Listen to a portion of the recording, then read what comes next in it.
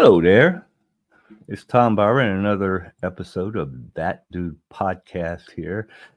Now, you probably noticed in the opening video, there's no Christy Canyon. And there's a reason for that. And the reason is she, for those first three episodes, kind of held my hand and gave me confidence to keep doing this. But it's awful hard. I mean, it's hard to book one guest on this show.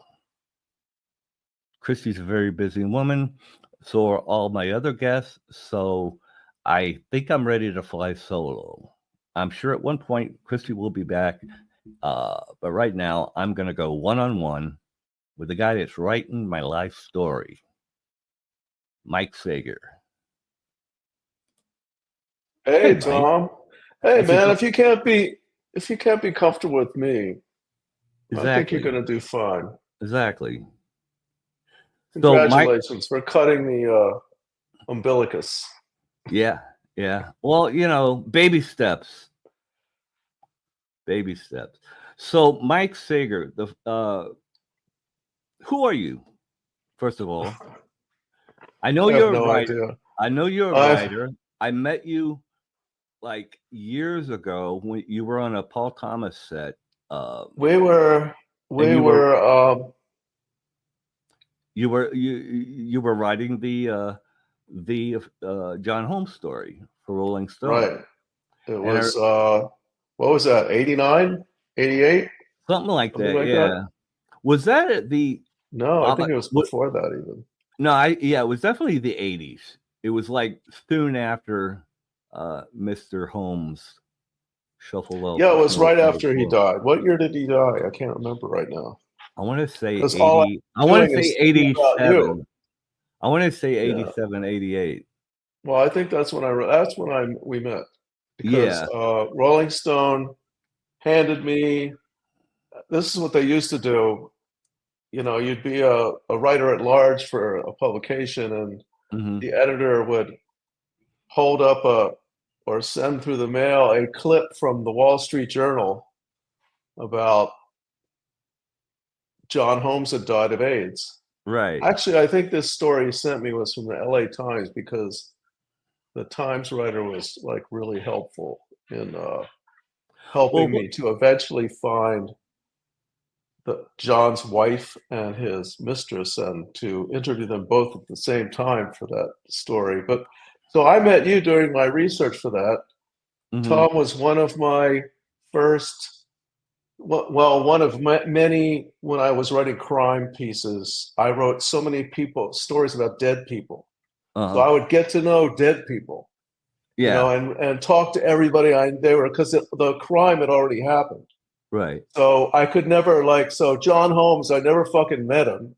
Right. But at some point I probably knew more about him than anybody else, Yeah. I mean, and so in the quest to do that, I was doing my homework, and I noticed that you played a legendary role next to John Holmes. It was Dick Man and Throbbing. And good old Dick Man. That was great.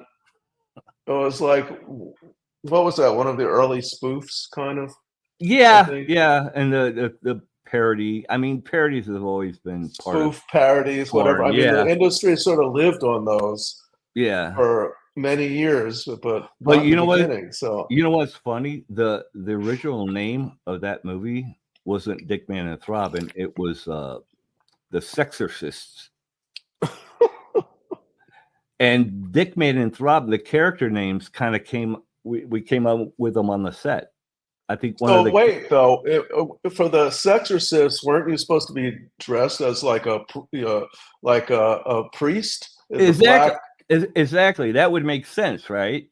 But right. no, so why were you were the Sexorcist, but you were dressed as Batman and Robin? But we weren't dressed. We were dressed as just superheroes for some reason. I mean, we're talking, Jerry T was the director, and he liked to smoke a lot of weed. So, these are the didn't always have to make sense. Yeah. Many of those scripts were written in an hour. You know what? I don't think it was that set, but during the same period of time, I it's one of my favorite stories about the porn industry from a writer's perspective. Mm-hmm. Um, I was on a set, I think, with what's his name, Paul Thomas, Right. and he was shooting, and it was the first like porn set I'd ever been to. So Yeah. like I drive out to like Calabasas or way the fuck out there No, somewhere, I think and it it's was this at ranch house. it was the avocado ranch. That's what I was going to say. It was this ranch house surrounded with avocado fields, Yeah, yeah. and Jim and and Marianne. the That a the lot of owners, they movies were in the got shot there. kitchen. Yeah, They were in the kitchen. that This was like Jim. fat guy and his fat wife and Yep. his two fat dogs, Oh and yeah, they're in the kitchen. See, I was like wandering around. I got bored watching the sex, you know, yeah. as if No, we because shot so many movies at that avocado ranch. It was in that is so Morpart. funny because Yeah. there was a guy. He is like making the lunch. He is making spaghetti. I remember this, Yeah. and I say to him, "Are you a caterer?" And he's like, "No, I'm the writer." You know who And I that was? always That was Mark Weiss. He was I always thought he that's what actually that was. was a writer. He actually was a writer, but I mean, But the writers were so unimportant. They also had to make money cooking well, spaghetti for the crew. You know, no, it's I just just think it was funny. it's an extra paycheck. Mark was actually a pretty good cook.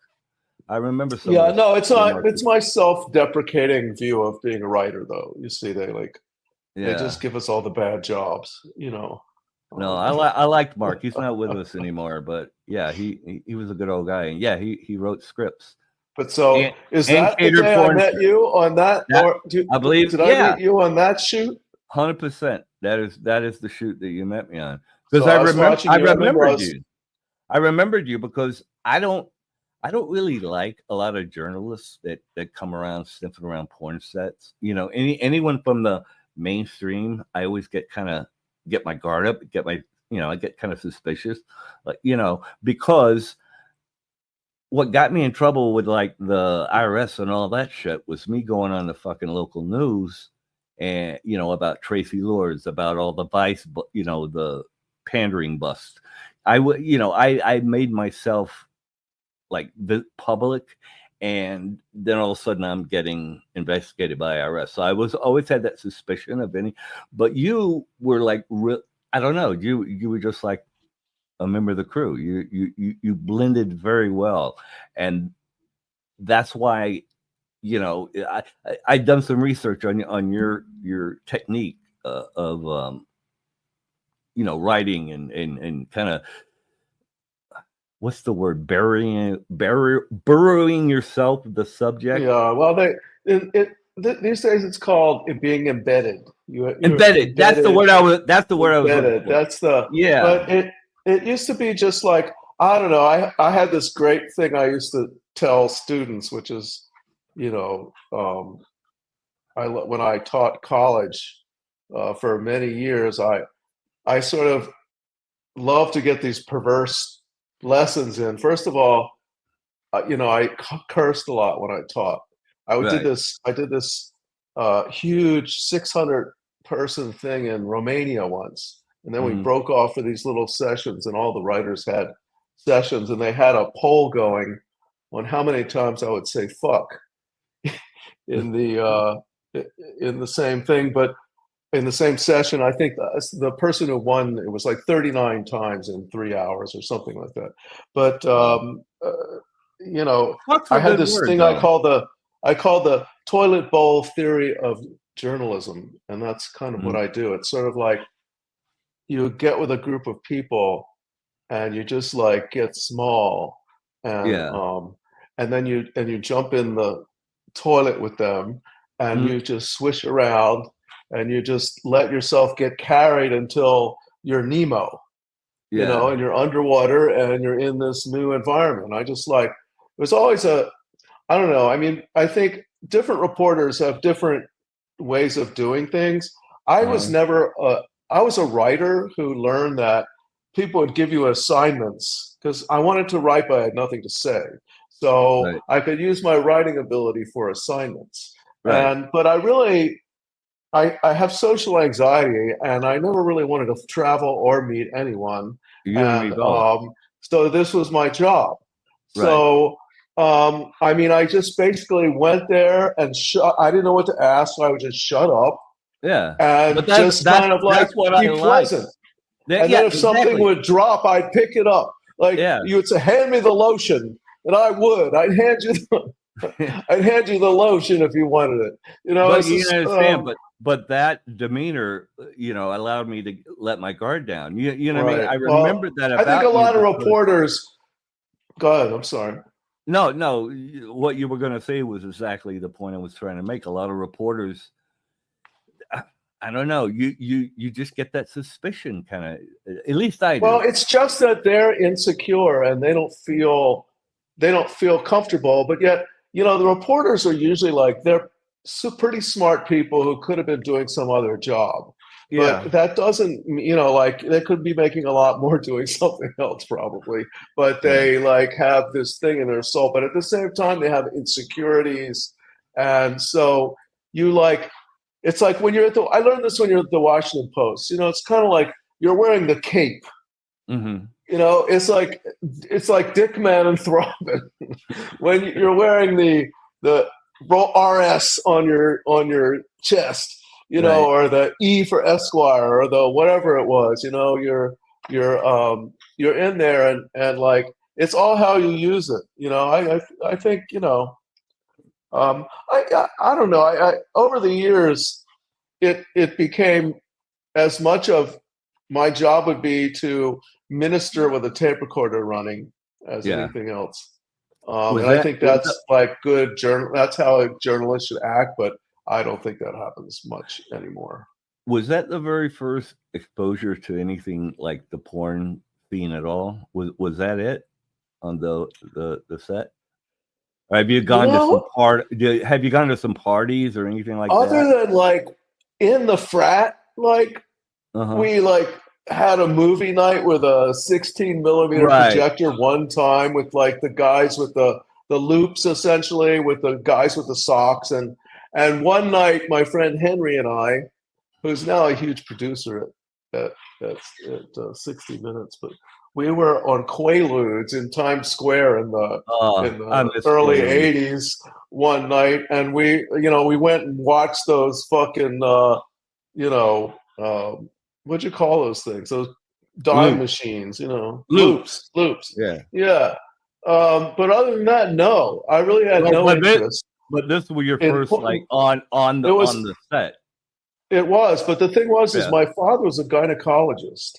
Uh-huh. So, and he was a religious school commissioner at our temple, and his bailiwick was sex ed for the students of the Hebrew school.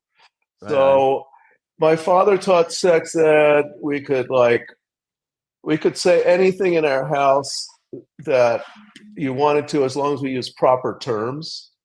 Mhm. I think this is a pretty funny story. Everybody likes sex stories. So, my dad's a gynecologist, and he's usually late Right. coming home. So we had this. At this age. I was like 13, and my sister was like 10, Mhm. and we lived in the suburbs. And we had I kid you not, turquoise Formica kitchen. My mother loved turquoise. It was just I like the I like six. turquoise too. It was like turquoise everywhere. So Right. God rest her soul. She just died. Yeah. Um, um, so my father comes home late from work, and we just like sit around and watch him eat. We call it watching Daddy eat. It's like we would Mhm. gather the family together for the dinner that he'd missed. And my father would never tell anyone anything. He's told me like three stories about his childhood. He doesn't really talk that much about especially not about his patients. Like my journalism teacher was his patient. He delivered two of his kids, my high school journalism teacher, and she was like the only teacher that liked me in the whole school. And I'm like, oh, I thought it was from years later. I found out she's my father's fucking patient. Of course, she Oh. liked me. But uh, oh Yeah. shit, I lost the thread of this story. Can you help me out? I don't know. I wanted to offer condolences on the loss of your mom. Thank you. I should have mentioned my mother. I there's lost a the lot thread. there's a lot of death going on around lately. Chris Well, she was Christopherson. 92. Yeah. All these people, they're old. I know. People Why do die. people have to get old? I hate that. Why I can't don't I be? know. I don't Why know. I can't I think you be have to go. 25 again? I think you have to. I think you have to use your time well. Yeah. And I don't know. I just like my my girlfriend, my fiance. Well, not she is my fiance. I'm hers too, I guess. Right Fiance. on. Um, um, she's 54, a little younger than me, Right. and she doesn't get it yet that Yeah. time runs out. It does, man. Too fast. But I remember the story I was telling you. This is much funnier than where we're going. Okay. It's getting to a dark spot about aging. But so my father comes home from work, and he's a very silent type of man. He's the kind of Right. guy. He's got like this.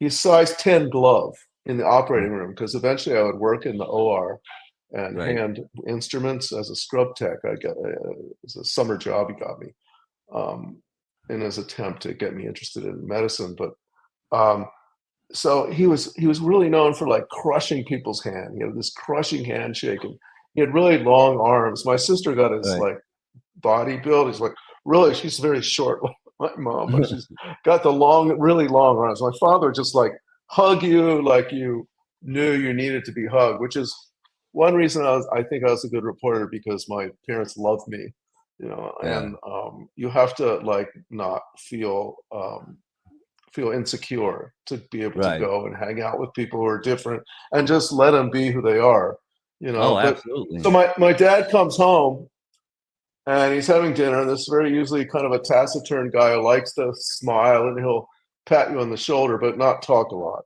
Right. And he starts like cracking up. Mm. He's like, Marv. Every once in a while, Marv would let go. He would just find something so funny. It just tickled his, he just couldn't stop laughing. It's like, Daddy, what? Daddy, what? What is it? He said, this woman came into the office, today, and she tested positive for pregnancy, but she swore she hadn't had intercourse. Remember, you could say anything in my house as long as it's like whether I exactly knew what. I think by then I did know exactly what intercourse was, but um, um, my my. So we say, he says she swore she didn't. How did she? So we asked my dad, like, so what was her story? If she didn't have, she said she fell off a porch and she got pregnant. And my sister, who's 10, says, what'd she do? Fall on a penis? Oh! She's 10 Oh! years old. 10 years old. So I think I was always sort of in that mindset of the only thing what you could always crack my father up. I tell my fiance sometimes, she's sort of like my father. She's the same way too. The way you can always crack him up is like some sexual innuendo. It would always get him. If he just loved that shit. Poor guy. It's lucky he didn't live through the Me Too era. Like he was like a Southern gentleman that just doesn't go over right now. But Right. but anyway, No, so that's why I was like, comfortable. I'm comfortable with around sex. I don't think it's like, I think I'm just interested. Whatever I'm doing. I mean, I once spent I'm 3 not months at comfortable around sex though. That's weird. I'm the porn star, but I'm not comfortable around sex. Well, that's the people who get into to porn. Like whenever I go to a party and it'd be like an orgy starting to happen, it's like I would leave. It's like I can have sex in I front of wouldn't do that either. I mean, I can have sex in front of a professional crew, but having sex in front of just strangers kind of weirds me out. You know what I mean?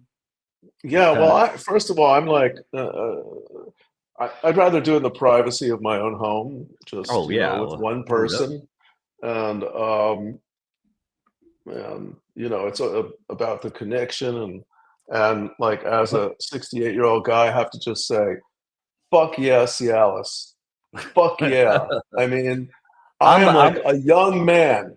you like Thank you. Cialis, huh? Thanks to Cialis. I do because I can control it. But I'm you a, have to, if I'm you have a a Viagra person, man. I like well, Viagra. I tried the other stuff, the Cialis, and what's the other one? Um, there's there's a three. whole bunch of them now. There's Viagra, Cialis, and something I think else. those are the top two ones. They're either And that I or there's a combination of that, played with all basically. three of them, but I came back to Viagra. It just I don't know works better. I don't. I like mine because it works on command. It just Yeah, doesn't, it works when yeah. you need it. But you have to like make sure your dosage is right, especially if you're like spending time together. You know, it's like it's very like a lot of titration going on about when should I take the pill, like what time of day, and You you know what? know, We're so lucky, I think, to have grown up in the age of where when we're of age that we need assistance, downstairs that the pharmaceuticals are well, right there, yeah, man. but That's it's fucking just awesome. open again. I know. Well, my friends and I in college always referred to it as better living through chemistry, and Yeah. now we joke that the drugs we're doing are all like medicinal drugs, I but mean, there um, was a point not too long ago where you just reached a certain age and said, "Well, no more sex it's for me. I'm done." it's soft. It's Yeah. soft. That's what it is. It's just going to No, be soft. That's how no, it is. nothing I can do about it. No, no, no We have soft. we have pills You now. got to work on that core, baby. You got to Yeah, work on that core. Cut down the beer and like work on the core. the core. So you're a writer. I am. You've written a That's why lot I of need books. exercise. You've written a lot of books. You wrote this nice book about Marlon Brando. I did. That's a recent. It's a Another, recent rewrite of an old story. but it's another book about someone who's dead. Yeah, everybody. But I mean, I'm I did, but you're alive, so that's why I don't know what to do with you. I'm just waiting for you to die so I can finish it. well, or like kill a bunch of people. Yeah, Like John Holmes, even though he right. didn't kill. He didn't So, kill anybody. He was a pussycat. You don't have but the new cover of the John Holmes story. I should get it for you. who says I don't? Oh, wait, Oh, why does it look it's weird on my pixelating, green and screen? put it in front of you. Put it in front of Ah, yourself. But put it up in front of your face. There you go. Perfect. That's where the green screen lets you go. So that's the book that put you on a map. But this is going to be your best book of all time. It is a great cover, isn't it, people? I fought with John over the cover. I fought with Tom over the cover.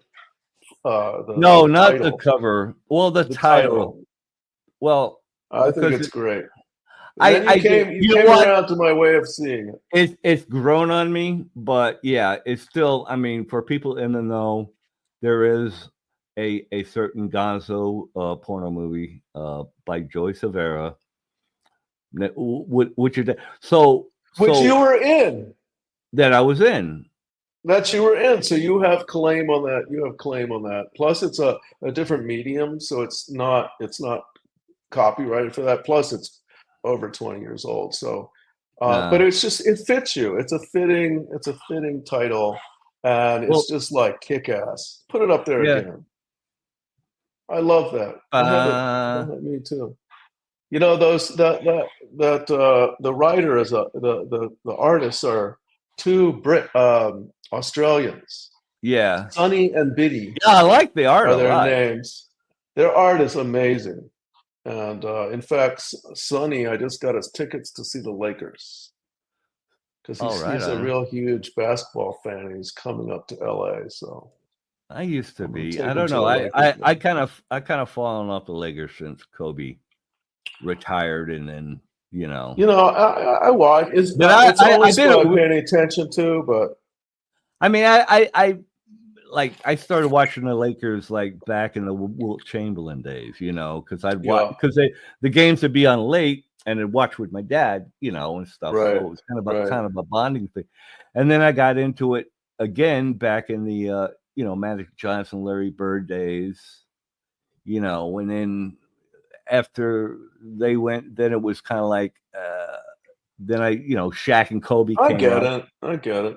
The So, thing is, it's like I feel like it's like this little thing I kind of have on the side that I sometimes watch basketball. Like if it's a big game, I'll sit and watch the whole yeah, game. But I'm mostly like I'll that tape with it. football. If I'll Yeah, tape it and like watch it later, and I don't even care if I know the score. Chances are, if they lost, I won't watch the tape. But yeah, I'm not like a rabid fan, but like sometimes you need to do something where you like just stare at something, yeah. and I kind of like reading about. I like reading about the gossip about the players. Like there was a Uh-huh. time when I did a lot of Esquire stuff about the Lakers, and Oh, I know. I knew I read probably that. every player in the league like by face, and I went to the Olympic practice and all Mm. that shit, and it was fun just to like.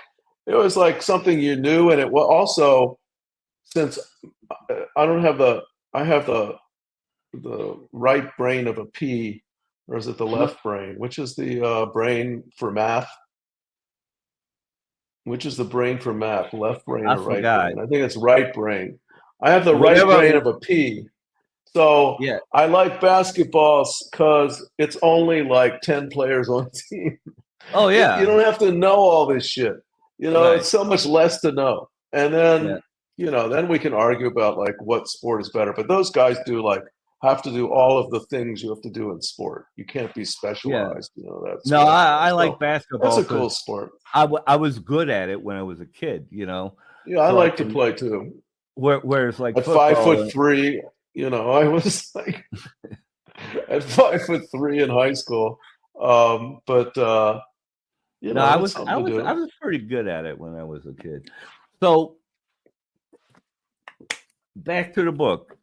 So how it all came about is you were assigned to do a short story on me from what was the name of the Yeah, this it, guy from the guy from Dollar Shave Club. Remember Dollar Shave Club? They used to have right.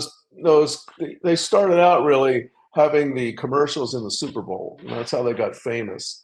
Uh, But this guy who owned it wanted to have a content website, which of course he funded out of his own pocket for like 5 years. But they never really found it, and they really were very influential in a lot of like the men's magazines changing what they did online, but right.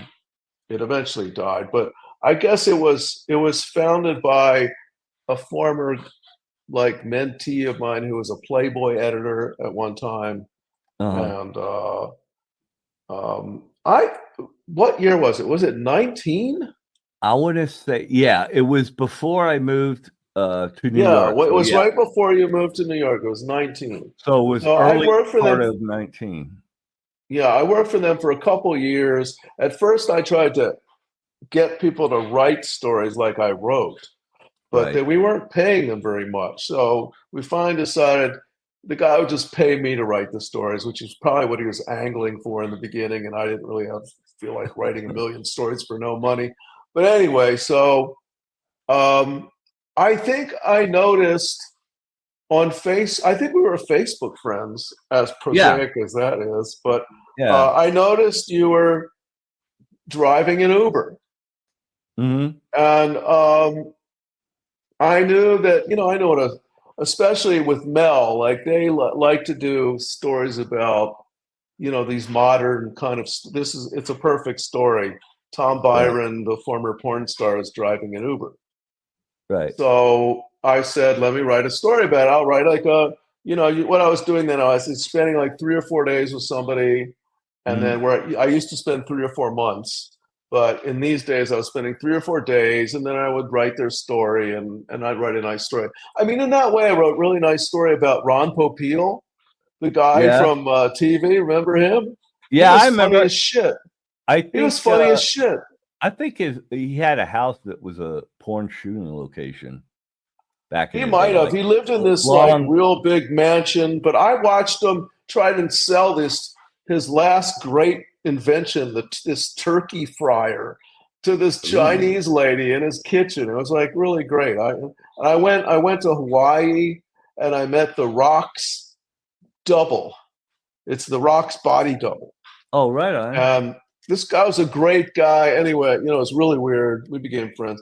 But anyway, so we were doing some fun stories. I did this other story about like one of the first pot doctors. Oh, You know, he just let me do a lot of stuff that was whatever I wanted. So anyway, yeah. long story short, I started to do the story with you, and then I realized it was too good of a story to waste for whatever he was paying me on Mel. Right. So I decided to, you know, we spent like a week. Yeah, I was about a driving week, around with you, and and we then all of a also sudden, I I upped also and moved paid to you. New York. I had to figure out a way to pay you. So I got you Yeah, to do an interview with me one day driving to Santa Barbara and back. yeah, yeah, They paid for it and our lunch. That was yeah. like I remember when I worked for Rolling Stone, like, you know, you say worrying about being among porn actors. Before I did that, I lived with a crack gang during the crack days in Venice. Yeah. The V13. And you know, if you could live with them, you could live with anyone. Yeah, So, I stay away from the crack. The but crack the funny people. thing was, is I know, but the funny thing was, is you know, these were the Mexican gang guys. You know, they're the M13 now in the jails and all that stuff. But I would for Rolling Stone, I would hand in these expense accounts, and it was just like crack and groceries.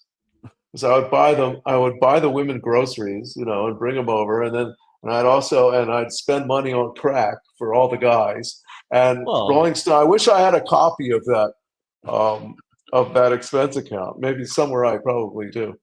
But um, but can you anyway, write? Is that a write off? Crack? Can you write off crack? well, I couldn't write it off, but I was getting that was the bullshit though. I would get put stuff on my expense account.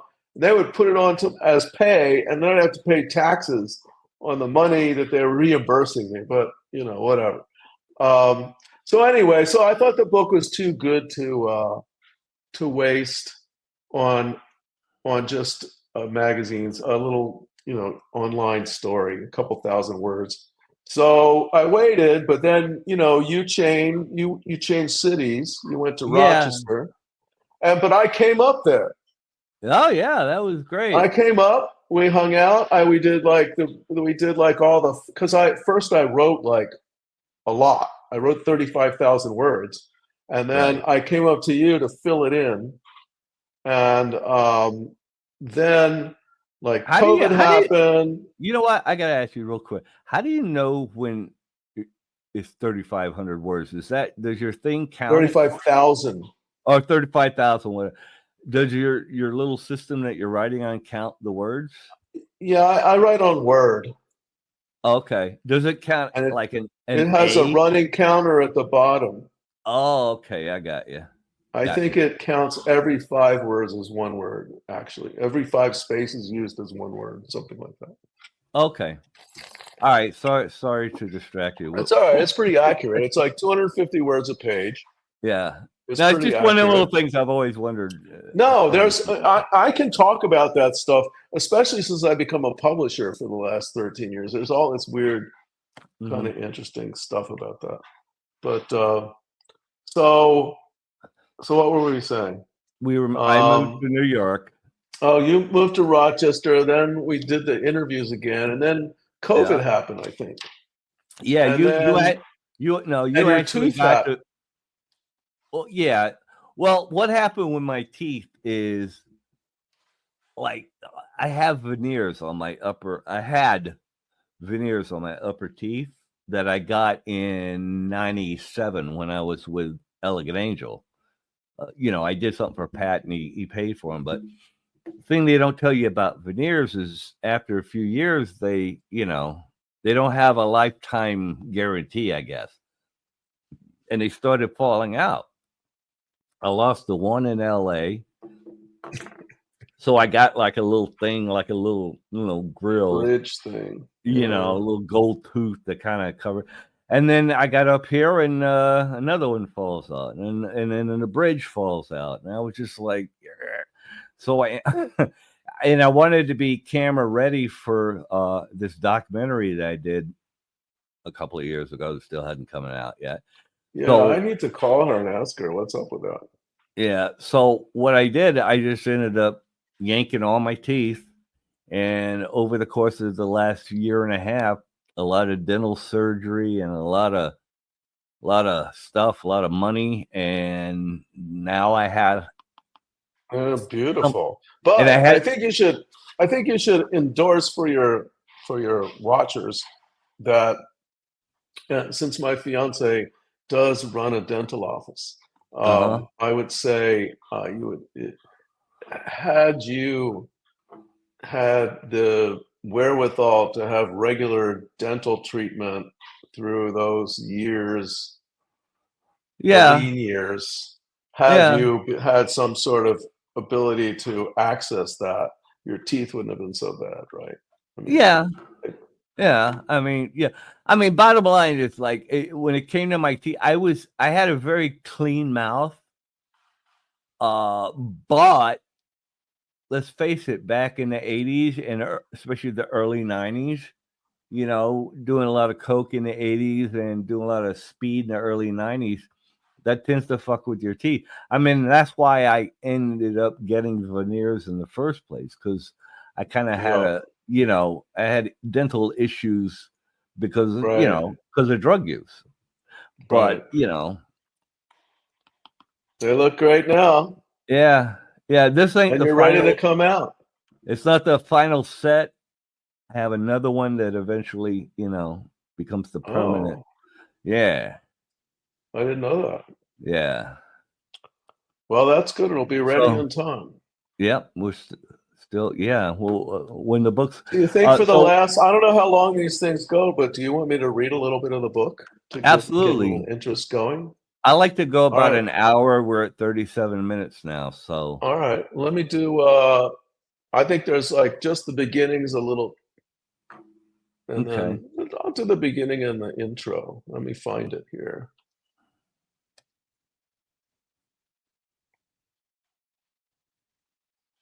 Okay. Chapter 1.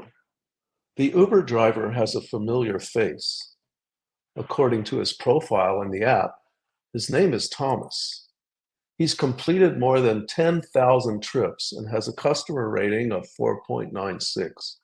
I didn't fuck In around when the I was, okay, go ahead. in the micro headshot provided, he appears to be a typical norm, late 50s, graying hair, with hip nerd style black framed glasses and a slightly overlarge set of veneers. The car is a silver Nissan Sentra. It is clean inside with an ample supply of bottled water. "How you doing?" he asks, pulling away from the curb. We drive in silence for a while. I study the horizontal slice of his reflection in the rearview mirror, the blue eyes behind his glasses, the sculpted jaw, the handsome profile. I keep thinking, I know this guy from somewhere.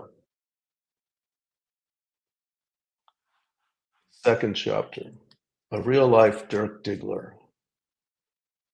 You would think he gets it a lot. You look familiar. Do I know you? Haven't I seen you somewhere before?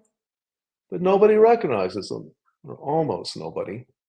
If somebody does ask, and it's early enough in his shift that his wry sense of humor is still intact, he invents a history for himself.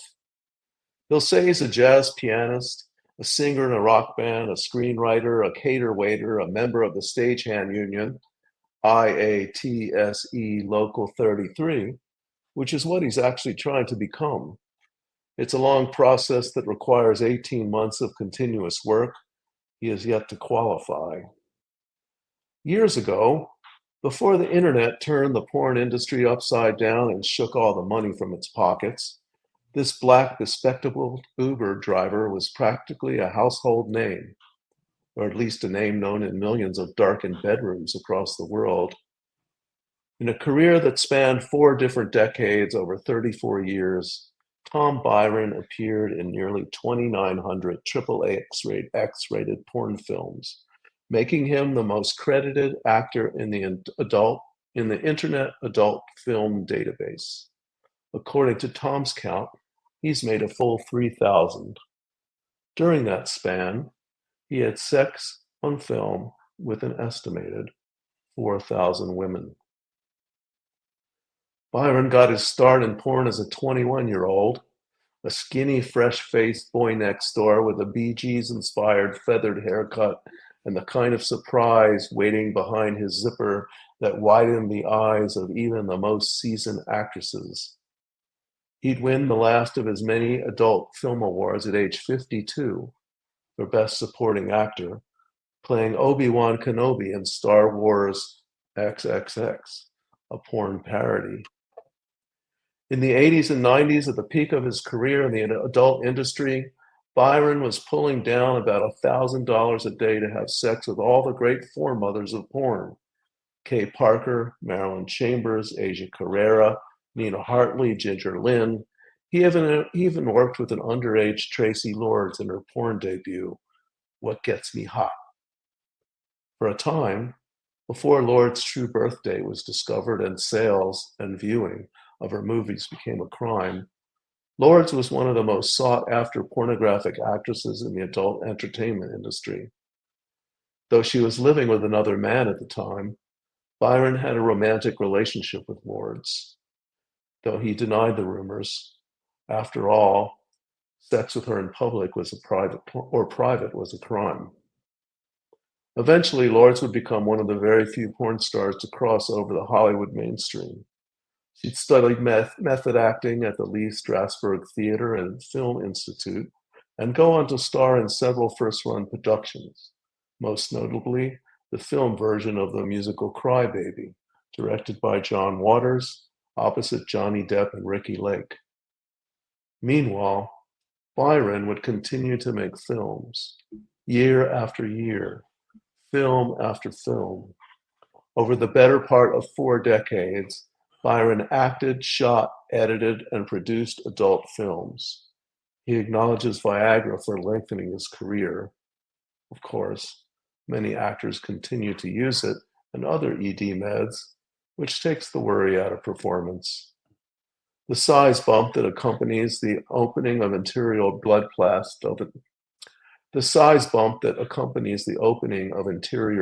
paths doesn't hurt either.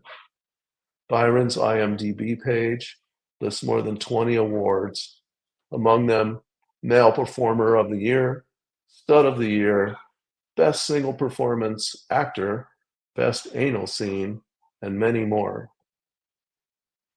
The Adult Video News, the Bible of the porn industry, places Byron at number 21 of its top 50 stars of all time, just after the well-respected John Leslie and just before Carrera, who is known as the first Amerasian adult star.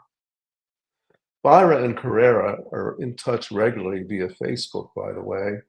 Carrera says she chose Byron as the lucky male star who would be the one to take her anal virginity on film. In the course of a recent Facebook exchange, Carrera, a German-Japanese Mensa member and recent law school graduate who once played piano at Carnegie Hall, wrote fondly to Byron, "Someone mentioned the 3-way we did with Kim Chambers in this thread. I only did 3 butt sex scenes, and 2 of them were with you." Responded Byron, "Yeah, that scene was pretty epic." In his earliest incarnation, should I stop? Yeah, and she played the piano before we did that anal scene. Yeah. I got footage of her playing the piano. Anyway, what are you getting uncomfortable hearing about all your awards? Well, that's sort of like the beginning. You gotta lay it out who you were. Well, it was you didn't let me get to the ending of the piece. What's the ending?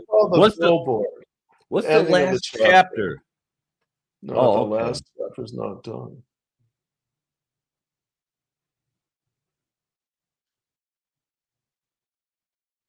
Well, it sums up in a few more graphs, and now here he is in the flesh, so to speak, driving me in his Uber.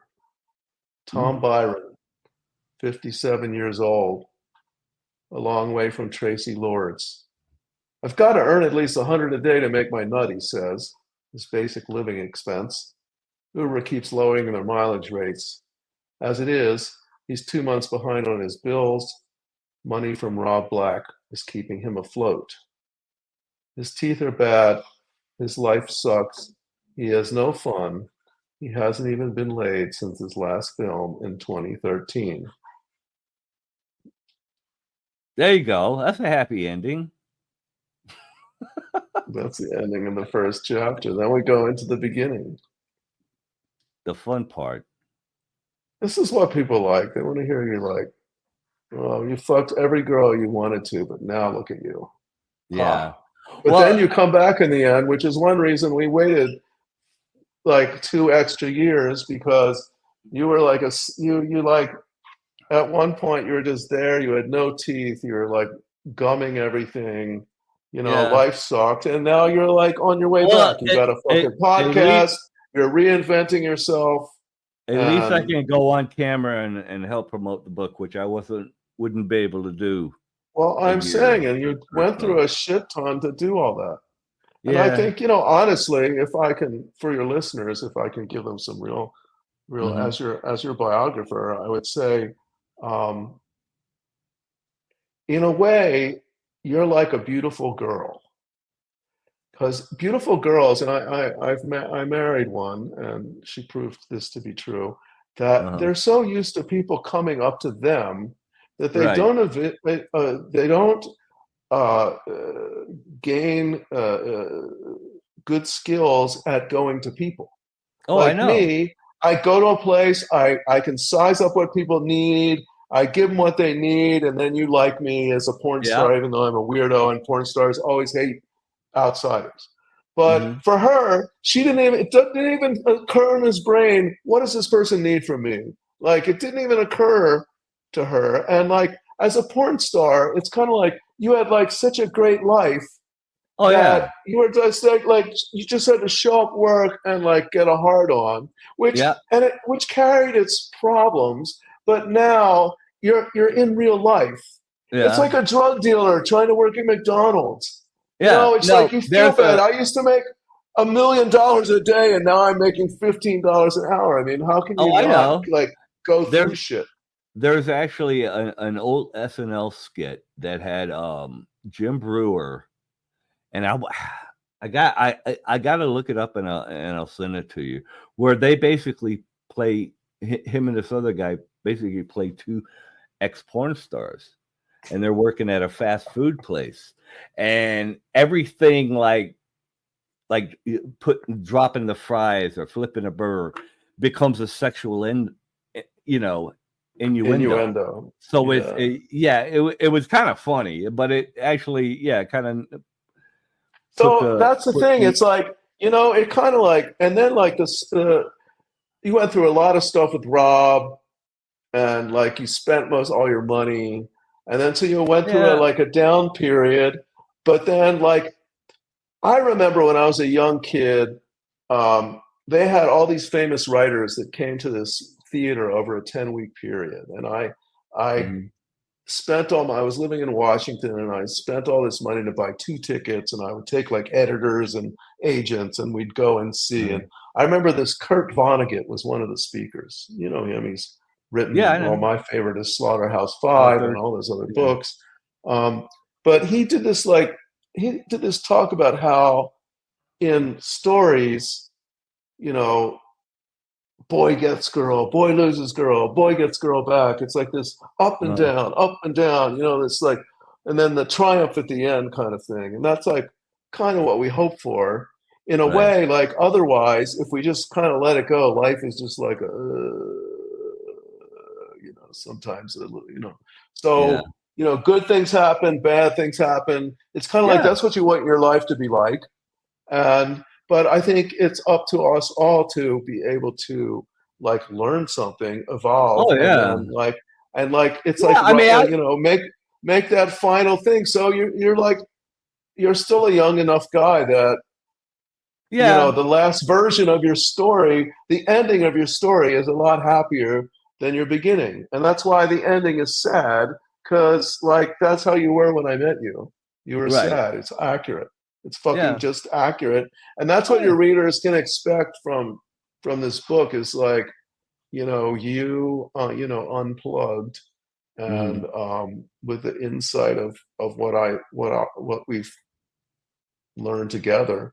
And Right. also, I look forward to doing some of the ending because I think that you've come a long way with your self-awareness and that Well, yeah. I you were mean, like kind of like shielding, compartmentalizing a lot of stuff. Um, yeah. That's what I so that's tried. interesting too to explore because if you're going to be vulnerable, then you're kind of more interesting as a character. I Yeah. mean, you didn't kill anybody like John Holmes, Yeah. so but the thing is, the thing that saved you all through your career was like how smart you really were and Yeah. how you got yourself out there and how much drive you had What and was how you called? It was figured everything hustle. out. You learned how Yeah. to edit, you learned how to shoot, you learn to do what and then, because it was, so then things went fallow for a while. But now Yeah. you're back and you'll do the same thing. But you know what's weird? And It's if like you don't, you're just an even ass.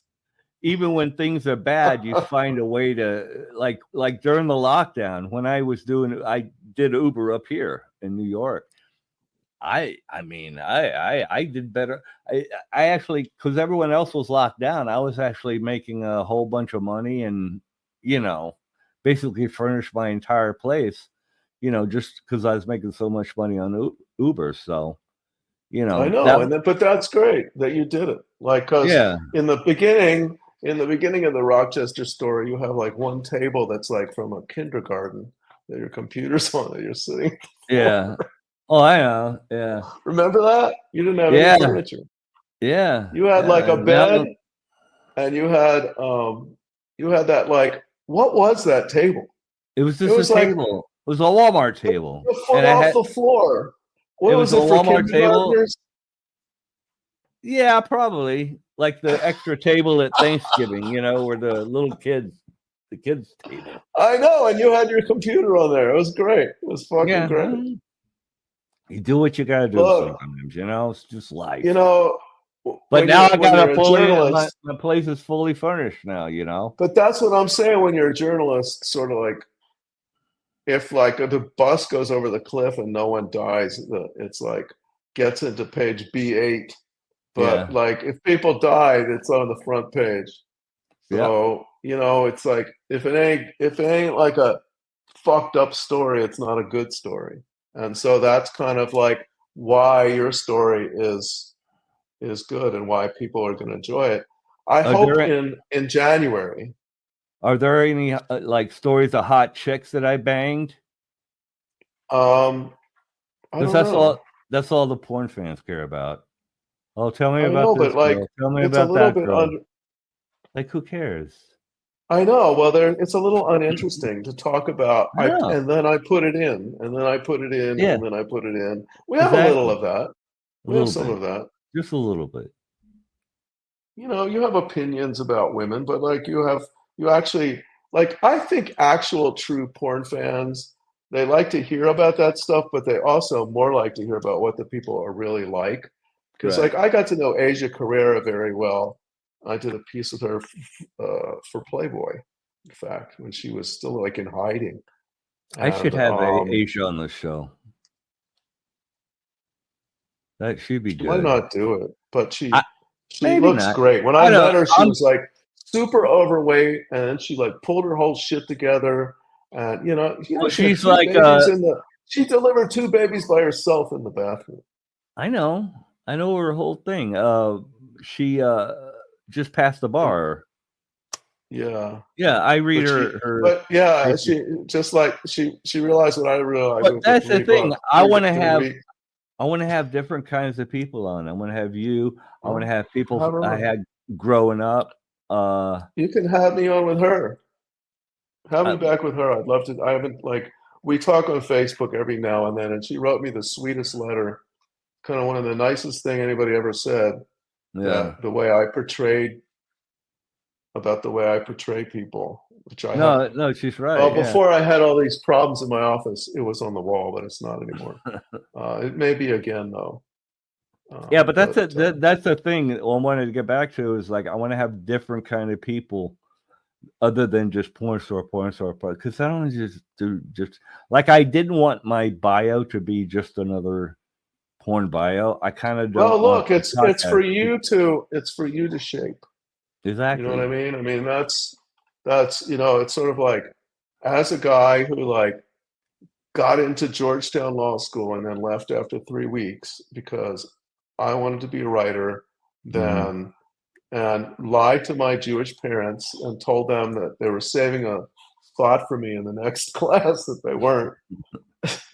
So I had to succeed, you know, and it's everybody can. I think if you're putting the work in, then you're doing more than 99%, and you should succeed.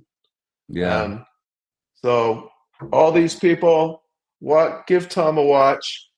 Give me a watch. And because he is going places again.